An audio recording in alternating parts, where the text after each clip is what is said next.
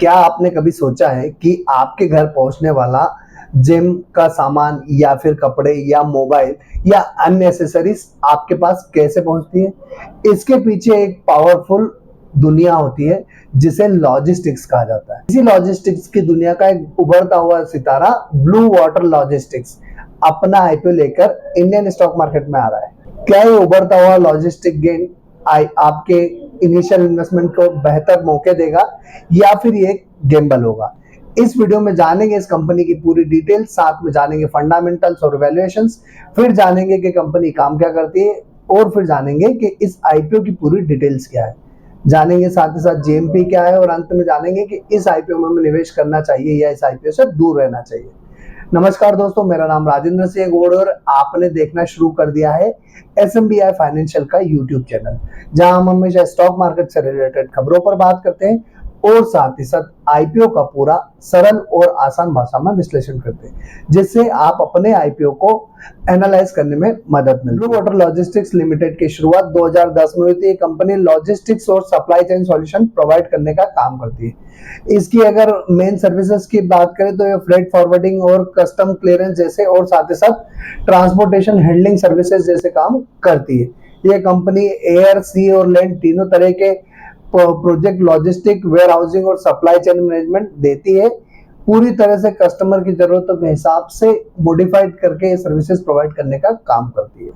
इस कंपनी की ब्रांचेस की बात की जाए तो चेन्नई, दिल्ली, जयपुर, विशाखापट्टनम और थाने जैसी जगह पर इस कंपनी की ब्रांचेस अवेलेबल है। इस कंपनी की अगर हम सर्विसेज देखें तो ये कंपनी अफ्रीका, सिंगापुर, यूएई में सर्विसेज प्रोवाइड करती है। भारत में ये कंपनी 13 से ज्यादा राज्यों में जैसे तेलंगाना, गुजरात, महाराष्ट्र, राजस्थान, तमिलनाडु जैसे स्टेट्स में अपनी सर्विसेज प्रोवाइड करती है। 31 मार्च 2025 के अनुसार कंपनी के पास 25 कमर्शियल व्हीकल है जो ट्रांसपोर्टेशन में अलग अलग काम में इस्तेमाल किए जाते हैं और इसी समय कंपनी के पास 83 कर्मचारियों की टीम है जो अलग अलग डिपार्टमेंट में सर्विसेज प्रोवाइड करने का काम करती है।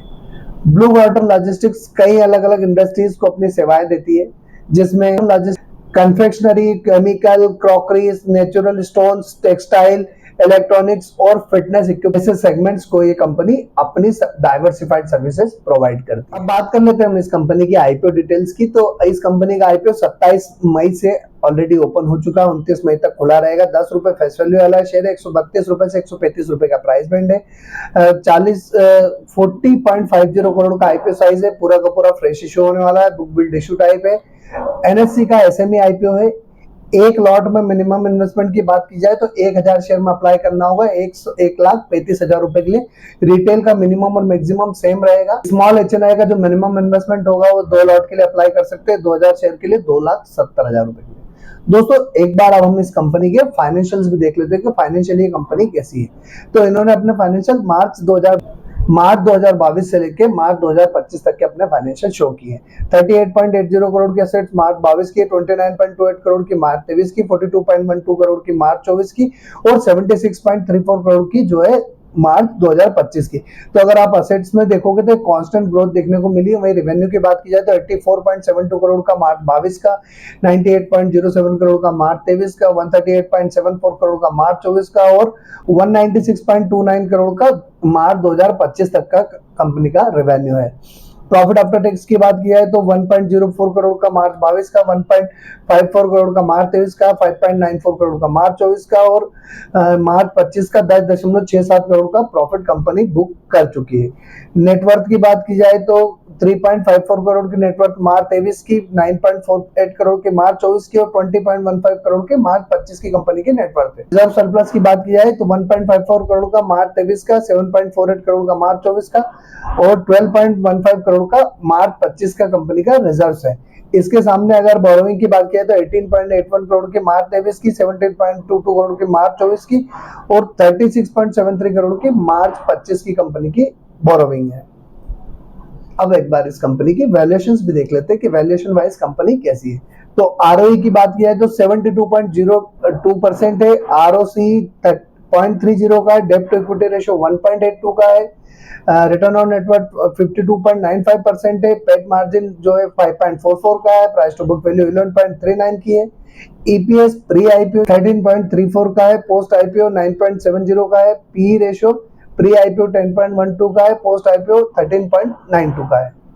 अब इस आईपीओ को लाने के पीछे कंपनी का मकसद क्या है, तो वो एक बार समझ लेते हैं। तो इनको जो है कैपिटल एक्सपेंडिचर के लिए इनको फंड्स की रिक्वायरमेंट है, जहां पर ये कंपनी व्हीकल और बॉडी बिल्डिंग परचेस करने के लिए इनको 105.17 मिलियन का उपयोग करने वाली है। वर्किंग कैपिटल रिक्वायरमेंट के लिए कंपनी 200 मिलियन का उपयोग करने वाली है और बचे हुए अमाउंट को जनरल कॉर्पोरेट पर्पस के लिए कंपनी यूज करेगी। अगर अभी तक चैनल सब्सक्राइब नहीं किया हो तो चैनल सब्सक्राइब करके बेल आइकन जरूर प्रेस कर दीजिएगा, और अगर ये वीडियो पसंद आया हो तो लाइक शेयर और कमेंट जरूर कीजिएगा।